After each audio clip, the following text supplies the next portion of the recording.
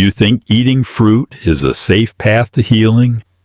But what happens when your body isn't ready? Feeling worse is not failure. It's a sign that a deeper biological secret is being awakened. I am Ethan Marshall, a 60-year-old physician practicing in the United States. And what I'm about to say may shock you. Many people do not fail on the healing path because they do something wrong, but because they do the right thing too early. I have witnessed countless cases that begin with bright hope and end in deep confusion in just a few days. Before we go any further, if you care about natural health, sustainable healing, and perspectives that modern medicine often overlooks, please subscribe to the channel, hit like, and share this video to support us in continuing to create high-quality, honest, and in-depth content. Now let's return to a story I have encountered repeatedly over many years. Many people, after reading books, watching videos, or hearing someone say that fruit is the most powerful healing food, immediately switch to eating almost 100% fruit within just a few days. They do so with a beautiful belief. The cleaner, the more natural, the faster. Then the sooner the body will recover. But after only a short time, they begin to feel more tired, dizzy, experience a racing heart, heavy-headedness, even panic, and start wondering whether they are harming themselves. Many call me anxiously and say, "Doctor, I thought I was healing. Why do I feel worse now?" This is the most classic mistake beginners make, not because they chose the wrong path, but because they entered that path at a speed their body was not ready for. Especially in middle age and older adulthood, when digestion, the liver, kidneys, and elimination capacity have been under strain for decades, such an abrupt change is like throwing open all the windows of an old, dusty house on a windy day. The dust doesn't disappear immediately. It fills the air before it settles. The body works the same way. When you consume large amounts of fruit right from the start, you don't give your body time to adapt. And the feeling worse response causes you to lose faith, even turn away from a natural healing path that you could have gone very far on if you had simply started more slowly. So before we move on to the next part, I want to ask you a question. When you feel worse after changing your diet, do you think it is A, a sign your body is rejecting it and you should stop? Or B, a sign you are on the right path but moving too fast for your body's capacity? Choose A or B and leave a comment below. I'd really like to know where you are on this journey.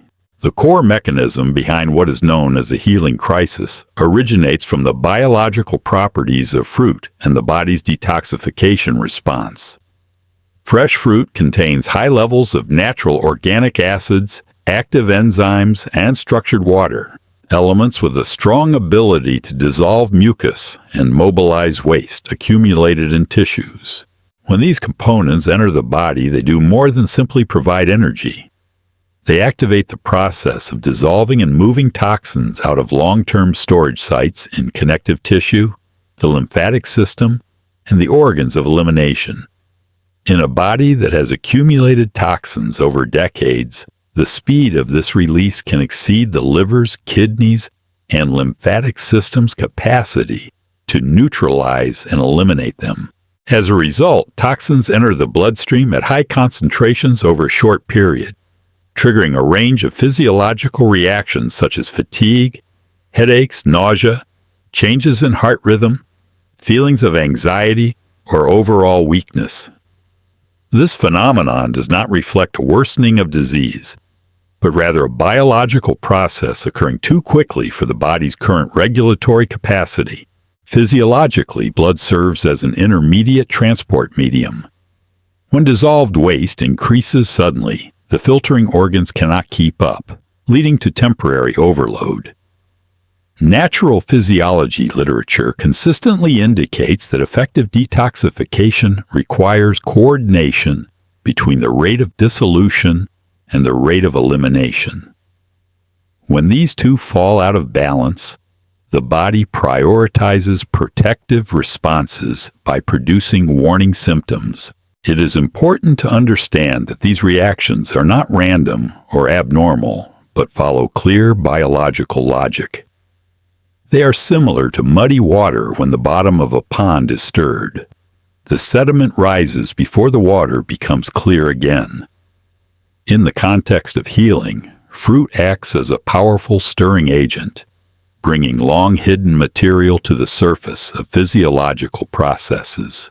Without correctly recognizing this mechanism, individuals may misinterpret these symptoms as signs of failure and abandon the process just as the body has begun to respond. Therefore, understanding the true nature of a healing crisis is not only theoretical, but also determines practical approach, helping to distinguish between true pathological decline and the body's temporary adaptive response to a strong cleansing stimulus. Throughout the entire process of cleansing and healing, the colon plays a central role, yet is often underestimated, even though it is the critical bottleneck that determines both the speed and safety of detoxification. The colon is not merely a container for final waste. It is also an area with a strong capacity to reabsorb substances that have already been dissolved. When mucus and long-standing debris adhere thickly to the intestinal walls, they create a stagnant environment that slows intestinal motility and obstructs natural elimination. Under these conditions, even when a person has daily bowel movements, the colon may still be functionally congested. Alongside the colon, mucus is also present in many other tissues of the body, such as connective tissue, joints, sinuses, lungs, and the vascular system, where it acts as a storage layer for unnatural waste. When strong cleansing agents trigger the dissolution of this mucus, it does not disappear instantly, but must be guided out through the organs of elimination. If the colon is not clear, much of the dissolved toxins cannot leave the body properly and are instead reabsorbed into the bloodstream, increasing circulatory burden and amplifying discomfort. This explains why many people experience prolonged fatigue, head heaviness, lethargy, or weakness even after changing to a cleaner diet. Physiologically, the body always favors the path of least resistance. When exit through the colon is restricted, the bloodstream becomes a temporary transport route for dissolved waste, increasing pressure on the liver, kidneys, and lymphatic system. Observational studies in the field of colon care show that a large proportion of adults have chronic waste stagnation, even without obvious constipation. This reinforces the understanding that bowel movement frequency alone does not fully reflect how clean or congested the colon truly is. From this perspective, feeling worse reactions in the early stages of cleansing are not signs of new damage, but indicators of an elimination system not yet prepared to handle the volume of waste being released. Correctly understanding the role of the colon in accumulated mucus allows symptoms to be viewed more objectively, as signals pointing to existing bottlenecks that need to be addressed in proper physiological sequence, rather than as evidence of failure. The most important practical lesson drawn from classical natural healing literature lies in controlling the pace of cleansing rather than pursuing extreme change. Arnold Ehret's experience is often cited as a clear illustration of this principle. During his experimentation with a high-fruit diet, he consumed large quantities of apples and grape juice over a short period, which led to an intense physiological reaction marked by severe exhaustion before the body expelled a significant amount of accumulated mucus. This experience is not presented as a practice recommendation, but as a clear warning about the risks of activating detoxification beyond the adaptive capacity of the elimination system. From these harsh reactions emerged the concept of the transitional diet, as a structured solution designed to protect the body, while shifting from a waste-producing diet to one with strong cleansing properties. The transitional diet does not deny the value of fruit, but adjusts how fruit is introduced to match current physiological condition. Using cooked, stewed, or lightly baked fruit reduces the intensity of organic acids and enzymes, thereby slowing the rate of mucus dissolution. At the same time, alternating fruit with cooked vegetables helps maintain stable intestinal motility and supports the colon's elimination role. This approach allows the elimination system to function according to natural biological rhythms, rather than being pushed into overload. Literature on rational fasting further indicates that for many adults, especially in middle and later life, simply reducing food quantity and complexity can already produce meaningful cleansing effects without extreme measures. From a physiological standpoint, effective detoxification requires balance among three factors: the rate of waste dissolution, transport through circulation, and the elimination capacity of excretory organs.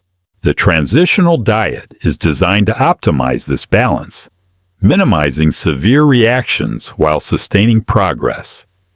Instead of focusing on fast cleansing, this method emphasizes sustainability, allowing the body to gradually eliminate waste without major disruption to internal balance. This controlled adjustment distinguishes safe healing from unprepared detox efforts and affirms that appropriate pace, not maximum intensity, is the decisive factor for long-term effectiveness. The conclusion drawn from this entire analysis shows that healing is not a single action or immediate intervention, but a process of restoring physiological order according to the body's natural laws. When waste and mucus have accumulated over long periods, their removal requires continuous adaptation by the digestive, eliminative, and circulatory systems. Any attempt to shorten this process through overly rapid or forceful methods increases the risk of internal imbalance, creating unnecessary adverse reactions. In this context, patience does not imply passivity or delay, but reflects respect for individual biological rhythm and physiological limits. Natural healing literature consistently emphasizes that sustainable recovery depends on harmonious coordination among elimination organs, not on dietary strictness. Approaching healing as a process allows the body to gradually adjust, strengthen elimination function, and reestablish balance rather than remaining in constant physiological stress. Another key point lies in recognizing individual differences, especially in age and lifestyle history, which determine appropriate pacing. A body that has endured decades of industrial food, chronic stress, and environmental toxins cannot respond the same way as a younger body with fewer accumulated burdens. Therefore, applying the same cleansing speed to everyone is inconsistent with physiological reality. When healing is framed long-term, focus shifts from rapid removal to restoring stable elimination and maintaining lasting balance. This approach reduces extreme reactions and allows the body to self-regulate more effectively. From this perspective, healing is no longer a race against time, but a process of learning to listen to and cooperate with the body. Sustainability achieved through appropriate pacing becomes the foundation for long-term health, affirming that understanding biological limits and respecting natural processes is the core determinant of successful healing. The entire analysis presents a consistent picture of natural healing. The issue is not the choice of fruit or cleansing diets, but the speed and sequence with which they are applied to a body that has accumulated biological burden over decades. Fruit has powerful mucus-dissolving and toxin-releasing effects. But when this process exceeds the elimination capacity of the colon, liver, and kidneys, the body responds with discomfort.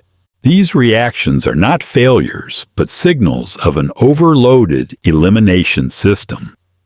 Understanding the healing crisis mechanism, the central role of the colon, and the purpose of the transitional diet reshapes the view of health. Healing is a long-term process requiring controlled adjustment rather than abrupt, extreme change.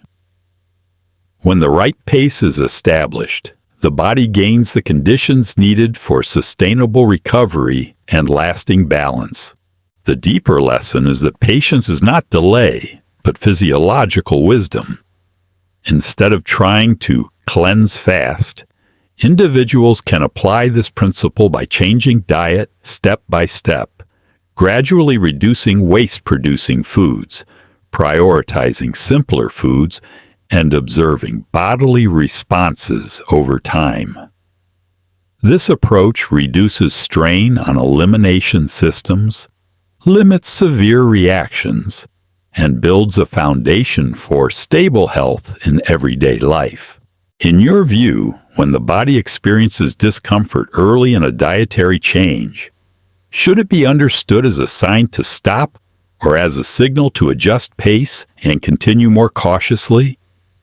Please share your perspective in the comments. If you would like additional helpful resources, please fill out the form in the description to receive a free Healing Health ebook. And don't forget to subscribe to the channel, hit like, and share this video to support us in continuing to deliver valuable, practical content to the community.